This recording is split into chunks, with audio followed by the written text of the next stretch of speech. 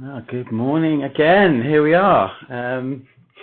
So week 4, workshop 4. This is one of my favorite workshops to do, actually, because it's all about looking at yourself again, like re-looking at yourself. So let's just do what we usually do. Let's get our phones and switch them all off, so they're kind of off the grid. There's going to be a little bit of note-taking today, perhaps a bit more than usual. You'll probably see less of me and more of words on the screen today because there's quite a lot to cover. So just make sure you've got your notepads handy. Also, I'm going to see if I can get one of you to tell us about a moment of communication from last week, if possible. So hopefully one of you or a few of you perhaps have your microphones working, and we can try and do that. But first things first, let's do a little 5-minute pause together, or 1-minute pause, in fact, together. Let's do all those things we usually do when we meditate. Let's get our feet nice and flat on the floor so we can feel that sensation. Remember, we always use our physicality. We're going to use our body very much in a Vipassana style to focus our attention. Get our hands, put our hands on our thighs like that, and perhaps give your hands a bit of a wiggle so you can feel that sensation again. Some people like to put their hands together in between their legs. That's fine too. As long as you're sort of coming to the attention to the parts of your body, your extremities. You see, you're using your extremities, your hands and your feet to kind of bring yourself into everything. So do that. And while you can, of course, meditate with your eyes open. It's much easier to do with your eyes closed. So let your eyes close down. And again, you guys are probably becoming quite experienced at this now, so I don't want to spend too long getting into it. Breathe in through your nose, so you can allow yourself to become instantly, physiologically aware of your breathing. And what I'm going to do is, this time I'm going to try and mute myself during the 60-second pause. So you may see, you may hear a click or so when I do that, so I hope that's not too distracting either. And just really observe the air coming into the boundaries of your body. Really start to watch it coming in and really start to watch it going out. Really let it do its thing. Let it gently slow and let it gently deepen and let it gently lengthen.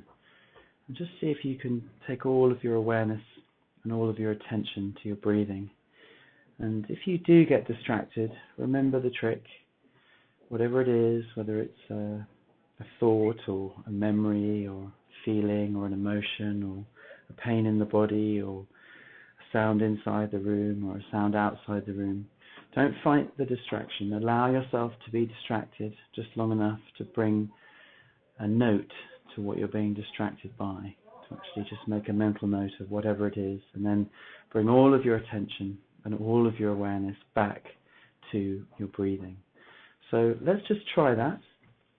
Let's do a nice little 60-second pause. I'll time 60 seconds right here. And let's see if you can hold your awareness and your attention on your breathing. Here we go, 60 seconds.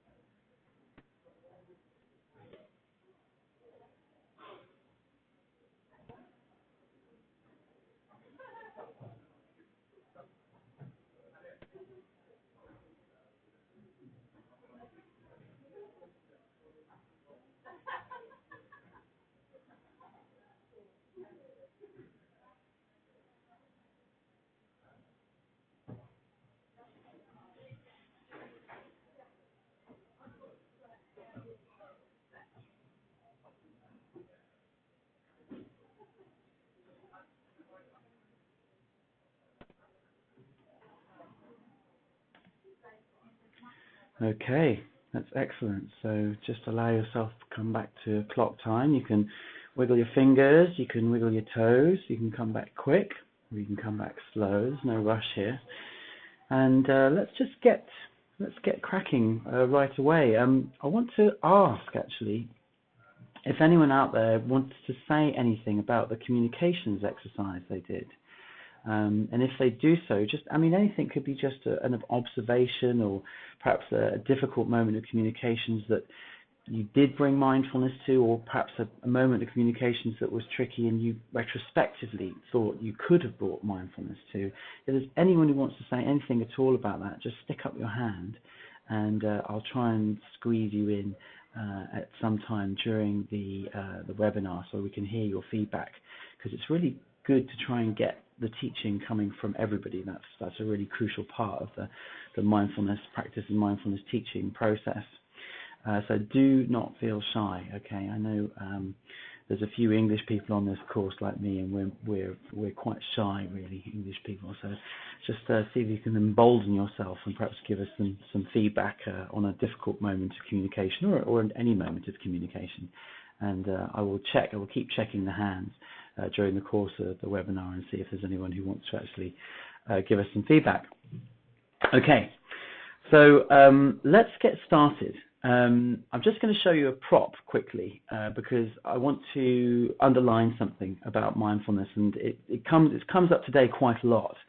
Remember when we wrote down those 7 words at the very beginning, words like non-striving, non-judgmental, patience, trust, all those words. Well, one of them was the beginner's mind, looking at things again for the first time. One of John Kabat-Zinn's early teachers, mentors, was obsessed with etymology, obsessed with the roots of words. And it comes out in his work all the time. And it's one of the things that really attracted me to his work in the beginning, because I'm also very obsessed with words and I love them. So I'm going to give you a prop. This is one of my favorite things in the world, a dictionary. I love them. This is my favorite dictionary as well. This is the Chambers Dictionary. It's an English dictionary, British English dictionary, written by Scottish people. And it's right there on my shelf at home by my desk, and I look at it all the time. I'm one of those people who likes dictionaries, but they are very useful because it gives you the etymology of words, the roots, and that will come up today. That will come up in what we're doing. So what I'd like to do is to just get started right away. You're going to need your pads now, and you don't need to make copious notes, but you need to make notes on perhaps the headings. And I've numbered the headings, so every time you see a number, just need to make a note of the heading and maybe 1 or 2 words just to remind you of what I've been talking about under that heading. Now, leadership, the self, is very much about looking internally. There's no group work this week. All the work you're going to be doing this week is very individual. So that might make it a bit easier to do. So let's just get started. I'm going to show you little things which are just something to help you look at the inner leader within. It's all about looking internally and remembering moments in your life where you have experienced these things, because all of us have these qualities in us. Some of us hide them away, and we'll come to that at the end of the lesson as well. The shadows of the leader, we'll bring that up at the end. So let's just go through these. Number 1 is very simple. It's something that we've been doing all the time here in the mindfulness classes. It's to choose presence. It's to not be absent, not be somewhere else, but to actually, in fact, be present. So to be really focused and in the moment and right here, right now. It's a very simple one, and I'm not going to go into it a lot. I'm just going to throw it out there. To choose presence, to be present. Now, you all know what that is, and you all know what that's like. After the 4th week and after doing daily practice, then you all know how to do that. And that's one of the first things, to be present. Very simple, okay? Now, the second thing is, I'm going to explain it a little bit, because I don't necessarily mean what you might think I mean when I use these words.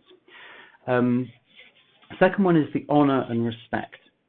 Honor is a way of sort of extending respect, if you like. And when I think of the word respect, I want you to really go back to its root. I was taught Latin by an Italian, so I would say respicere.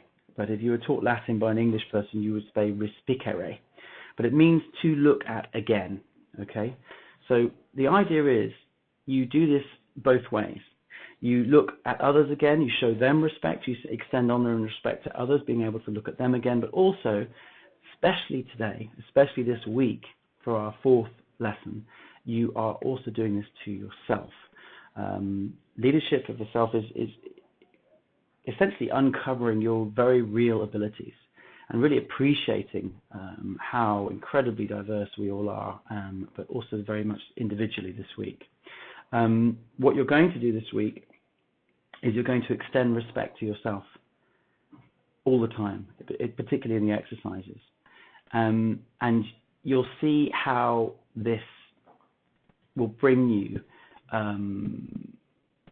perhaps to moments in your life where you have looked again and seen the diversity and seen the ability that you inherently have and that you have in the past expressed. Okay, so that's honor and respect. That's number 2, honor and respect. That's quite a key point. Okay, so we've got 2 there. We've got the presence and we've got the honor and respect. So the next one is, I'm not going to say very much about this one, okay, because we've done communication a lot. What I do want to pull out of this is the judicious side of it, okay, the judicious part. So I'm going to focus on that word. Now, you all have a pretty good concept of what that word means, and that's exactly what I mean when I use this word, judicious communication. What we run into all the time, and this is especially prevalent when you're leading, is causes for misunderstanding are almost always because you haven't said clearly what you meant. You've not spoken from your subjective truth. Like we covered this in the communications module, your subjective truth, being able to listen to yourself. And also not doing what you say you do. Those are the other things. When you're quite judicious about what you mean and doing what you say, you become trustworthy. It just happens like that. I mean, a lot of this is going to sound very obvious, but writing it down, noting it, and seeing it within yourself, and remembering that sensation and feeling of what it's like when you were judicious with your communication, that's essentially what we're trying to do. We're trying to pull those moments in so we remember the feeling, so we can really feel what that feeling was like. Okay? So that's the judicious side of communications. Okay? So that's 3 things so far, 3 notes in your books. Also, I want to talk about limits and boundaries. Now, this is something that's very different in the Western world to the way it is in, for example, the tribal world or what they call a non-Western world. Limits and boundaries is understanding the difference between yes and no. And I'm going to get a show of hands on this actually at some point. I think that you guys know how to do the hand up thing. It's not as easy as you might think to understand the difference between yes and no. I mean, how many people, let's just talk about this, the Western mind, we sort of think when someone says yes, it means that they like us, and they agree with us. We've sort of attached this emotional aspect to it. And that the word no, conversely, means that there's sort of a rejection going on. I'm rejecting you personally and disagreeing with you. Now, in the non-Western world, they don't overlay the words yes and no with the sort of emotional context. So if I just reiterate that, the non-Western world recognizes that yes simply acknowledges a perspective and doesn't necessarily mean agreement, and that no honors a limit and a boundary and indicates the ability to respect what one is willing to do or not do at this point in time. So do you understand where I'm going? I mean, what I'm saying is, how many of you, for example, have said yes to something when you should have said no, and said no to something when you should have said yes? I mean, I really like to see a show of hands on that. I think we're all guilty of that sometimes. We say yes when we should have said no, and sometimes we say no when we should have said yes. Yeah, I see it. I see a few hands going up there. So it's just something that we do, and refreshing your concept of your limits and your boundaries is very, very useful. Again, all about listening internally and speaking from your truth, and just recognizing that yes and no are very powerful words. So use them wisely. Use them kindly to illustrate your limits and your boundaries, and use them to illustrate your reach and your extension. So that's sort of where I'm going with that. I hope you kind of get that. That's a leadership quality. So lastly, I want to touch on responsibility and discipline, and then I'm going to show you guys an exercise that you're going to be doing individually. Okay. Now, responsibility and discipline, again, you may not know exactly what I mean by those, so I'm really going to go back to the roots of those words. Okay. So I'm using the I Ching here to help us. The I Ching, I guess there's a few of you who know what the I Ching is. If we had a bit more time, I'd get one of you to tell us.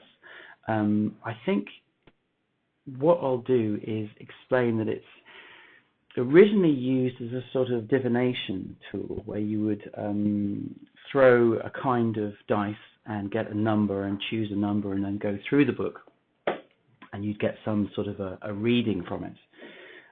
But it's much more than that. It also contains an enormous amount of history about the East, and it actually became one of the major writings that we used to understand the philosophy of the East. But the reason I bring it up today is because it's called the Book of Changes.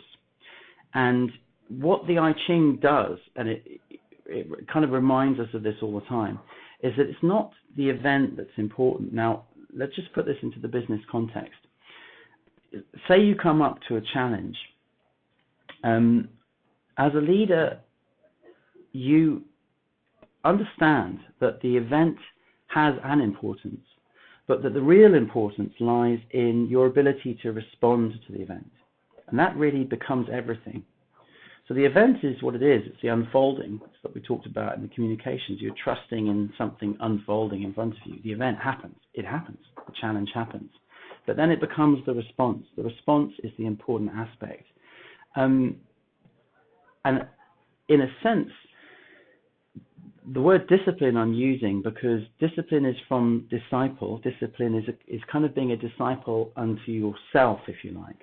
So responsibility is literally how you are responding to something.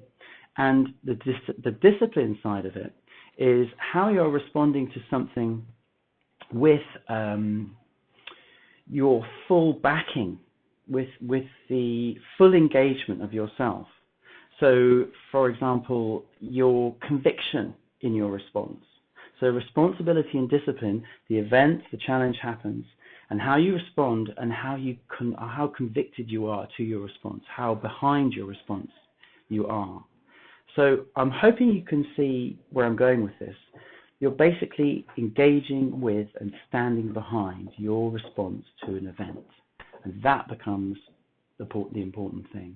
You're facing challenges from sort of full on, and you're switching from avoidance, which we all do, and kind of avoid the challenge, and instead trusting that events will unfold, trusting that you will have a response, and when you have the response, standing by your response, which basically means not rushing in, bearing in mind that your discipline's response is only possibly born of your own subjective truth, and not rushing headlong in because you're meeting a challenge head on. Okay, so let me just come back to first exercise here.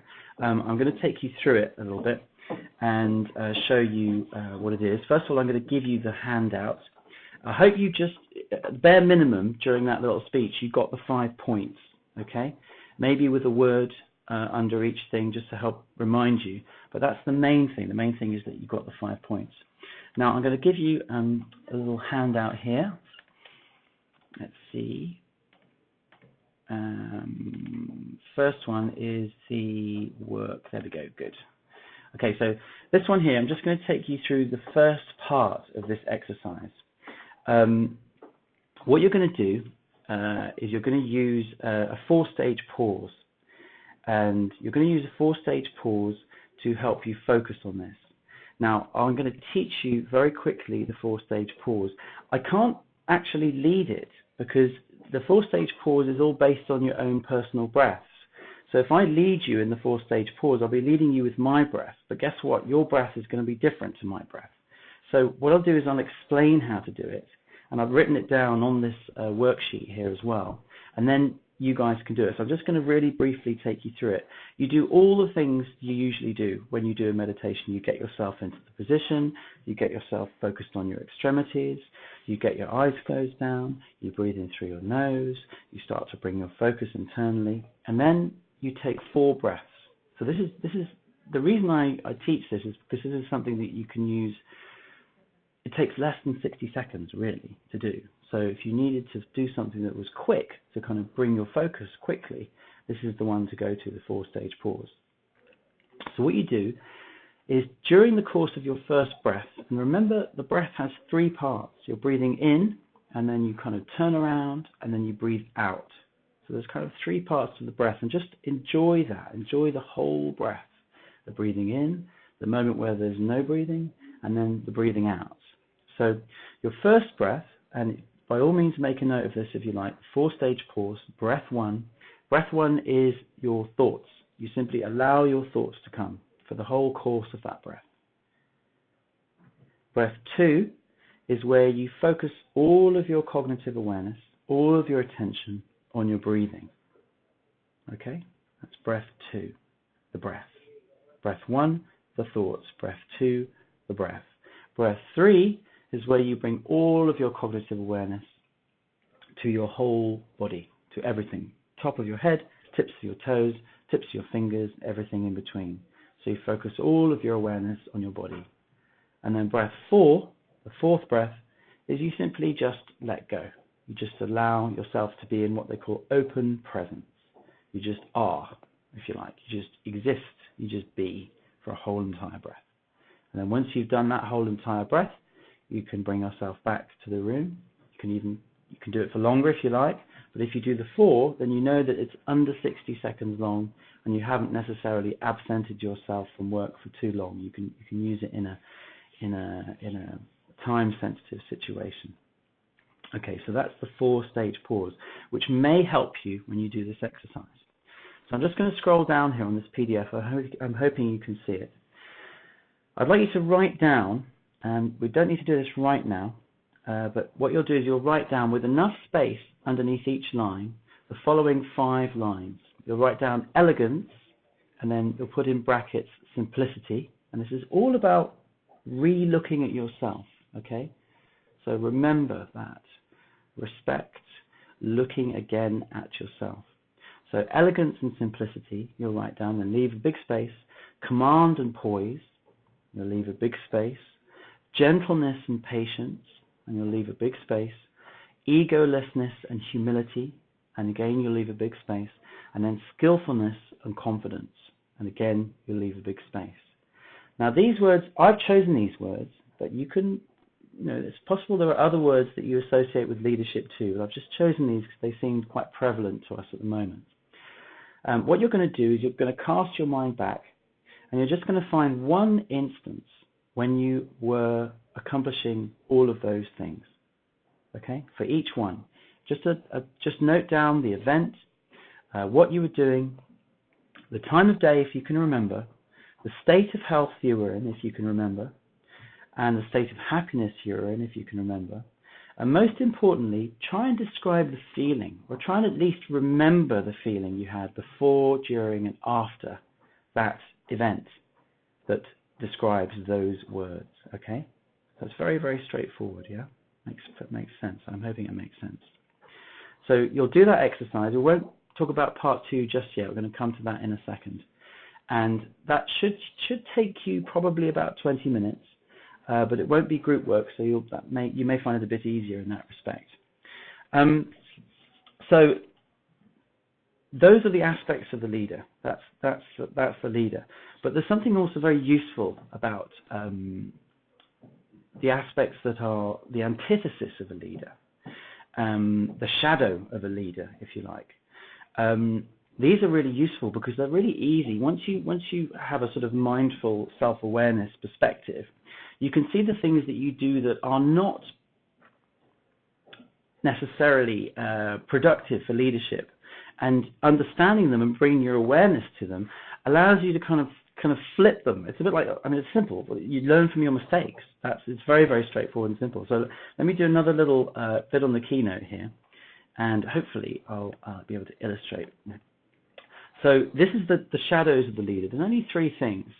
The rebel is one, and I'm just going to explain briefly what the rebel is in this sense, and you by all means make a couple of notes, and I'm going to give you another handout with what I'm showing you here pretty much read out.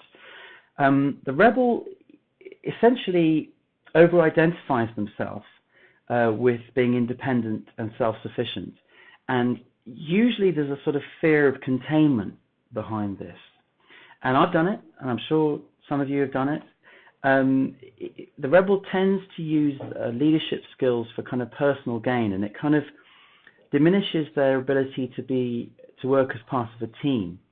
And the rebel tends to lose respect of the team quite rapidly.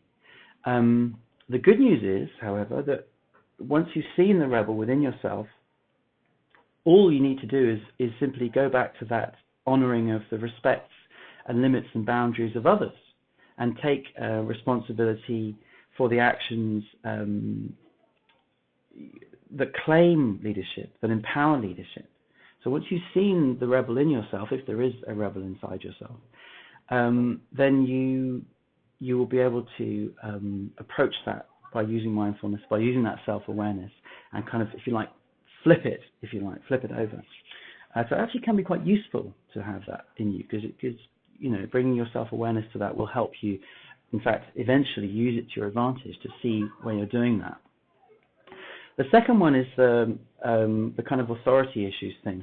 There's quite a lot, I think, of letting go, and that's one of our other 7 important words in mindfulness, and I think it's kind of important to remember that. People who have sort of natural authority issues, they tend to be drawn to leaders to either idolize them or to compete with them. Behind most authority issues is a sort of unwillingness to claim personal responsibility. It's a sort of unconscious desire to be looked after, in fact, is where it sort of comes from. And there is a tiny bit of the victim, actually, here as well. If you think about it, what happens when someone with authority issues meets a leader that they deem to be sort of insufficient? They sort of counter it with kind of blame or judgment or even attack, or sort of disappointment or avoidance or withdrawal. So if you sense the authority issues in yourself, or you've seen it in the past, the solution to that is very easy. It's just a question of claiming personal responsibility, valuing collaboration with colleagues, and honoring people who demonstrate effective leadership skills rather than idolizing them, if you see what I mean. So that's the kind of authority issue side. The last part is one I've certainly been guilty of in the past. I remember going to students' union meetings and doing this all the time.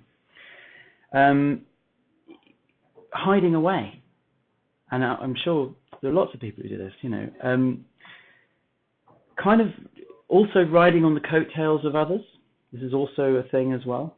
And also attempting to influence things from behind the scenes. It's sort of the inability to see yourself correctly. All these are kind of patterns of invisibility. And the problem here really is the pattern, because what happens is that you wind up actually hiding aspects of yourself which are actually brilliant, which are actually, awesome things about yourself. And so it can become a bit of a self-fulfilling prophecy, this, the sort of patterns of invisibility. So if you think about the opposite of a pattern of invisibility, it would be being behind someone else's creative efforts with your own gifts and your own talents fully engaged. You see, that's the opposite of riding on someone's coattails, because there's nothing whatsoever to fear from exposure and accountability. And in fact, one of the things that happens to a leader is that they wind up craving responsibility. It's one of those things that they're sort of excited by, and that's something if you don't experience already, that you will. It's something that will come up. And now let me give you that handout, because I was kind of just paraphrasing from something there. So let me give that handout to you as well. The shadows of the leader, very useful, very, very useful, and I'm sure you can see why. And that both of those exercises now will make sense, because there's now part 2. Part 2 is the exact same as part 1, except you're going to locate and remember the times in your past when you exhibited the qualities of the shadow of the leader. And that will be very useful. That will be as useful as doing the first part of the exercise. So the two go together. I'm sure you can see how those two go together. Now look, we've got time now for another body scan, so we're going to do that right away.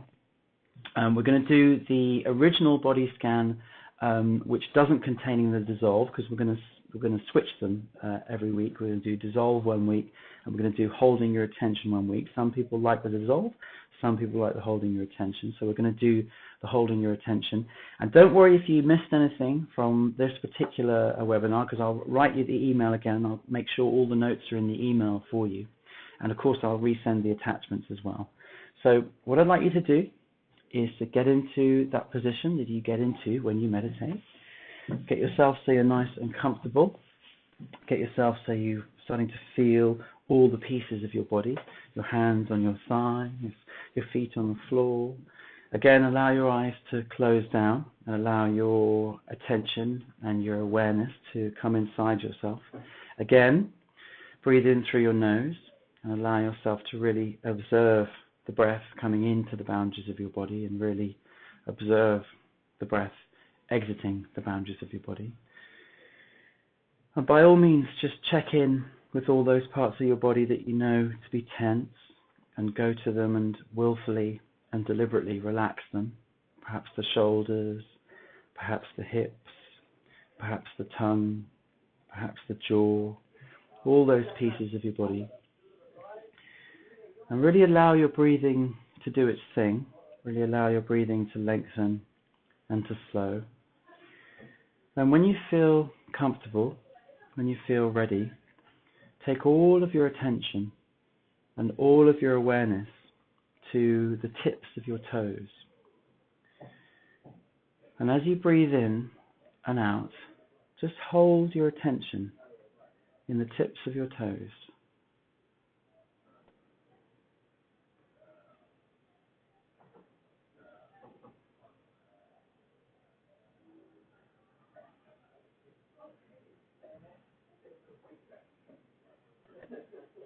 And when you feel ready, when you feel comfortable moving on, take all of your attention and all of your awareness to the tops of your feet, and to the soles of your feet, and to your ankles, and to your heels. And we'll do the same exact thing.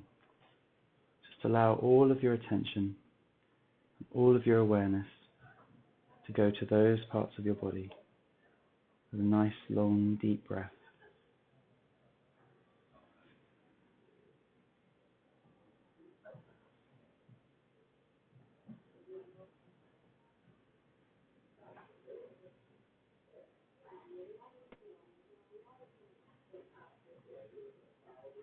And when you feel ready, when you feel comfortable moving on, again, I always say, don't let me rush you and don't let me hold you back.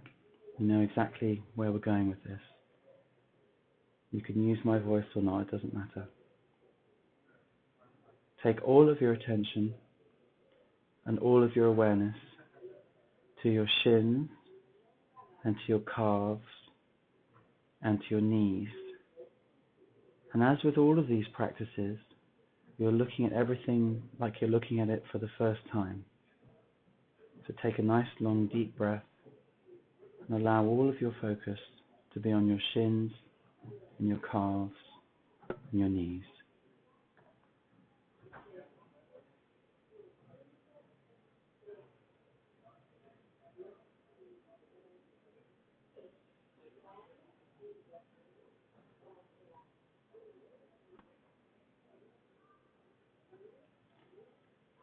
And when you're ready, when you feel comfortable moving on, and don't worry, by the way, if you find some parts of the body harder than others. That's completely fine. Just allow your breathing to carry everything through. So take all of your awareness and all of your attention to your thighs, your hips, and your pelvis. And when you breathe in, just allow yourself to rest in those parts of the body.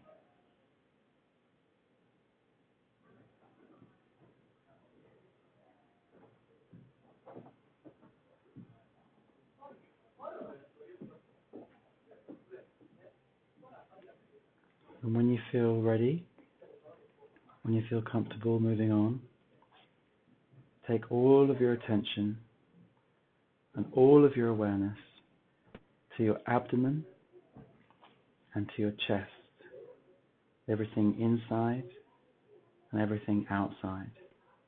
Think about every vertebra in your back. Think about your lungs, your heart, your ribs, your kidneys, liver, everything.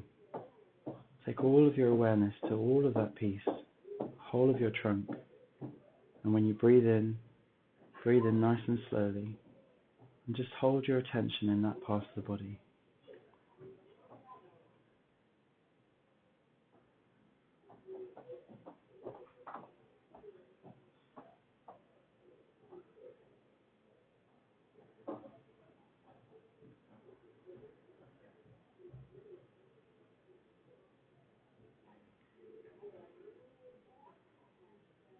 And when you feel ready, when you feel comfortable moving on, take all of your attention and all of your awareness to the tips of your fingers, to the palms of your hands, to the tops of your hands, to your wrists. And as you breathe in and out, just hold all of your attention, all of your awareness in that part of the body.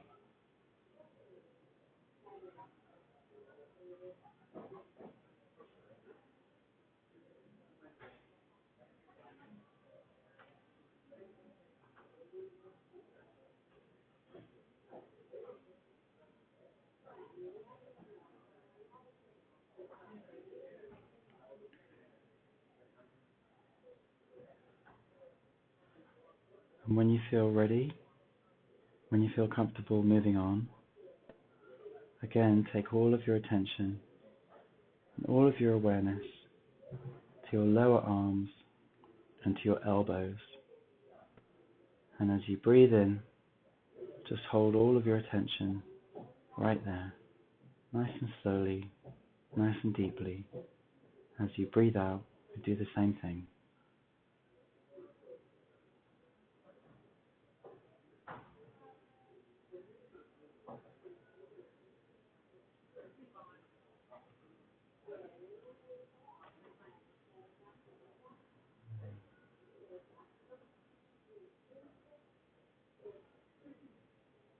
And when you feel ready, when you feel comfortable moving on, again, don't let me rush you and don't let me hold you back.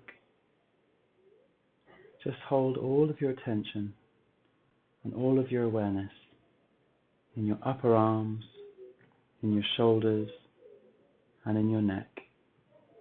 And take a nice, long, slow, deep breath, really focusing your attention, both with the in-breath and the out-breath, on those areas.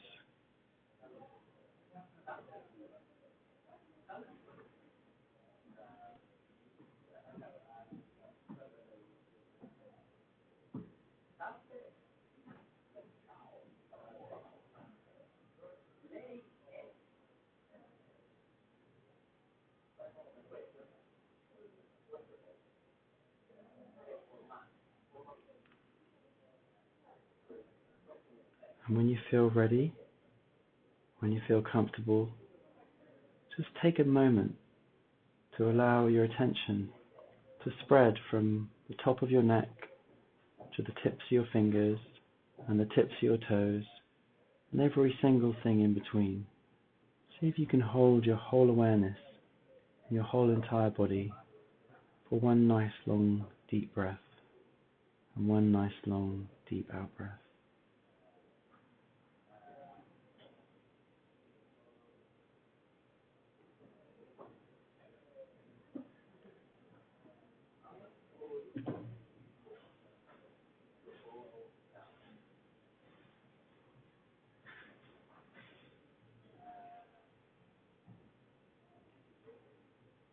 And when you feel ready, when you feel comfortable moving on, take all of your attention and all of your awareness to your forehead, your eyes, your eyebrows, nose, lips, chin, cheeks, your whole entire face, in fact. And as you breathe in, just hold all of your awareness in your whole entire face. And as you breathe out, do the same exact thing.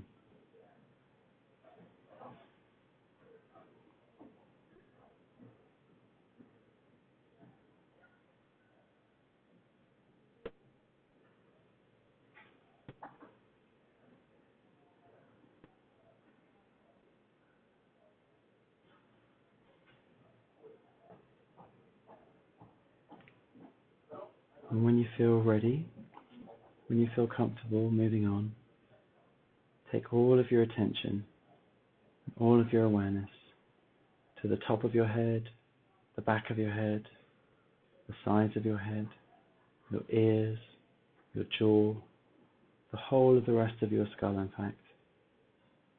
Just take a nice, long, slow, deep breath. Just hold your awareness in that part of your body.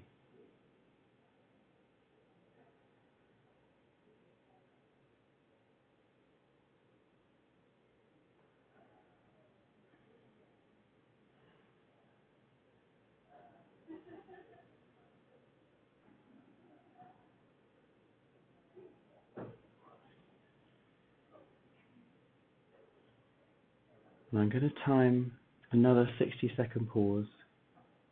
So I'd like you to take all of your awareness and all of your attention and extend it from the top of your head right down to the tips of your toes, tips of your fingers, and everything in between. Remember how we use that little bit of science and a little bit of imagination.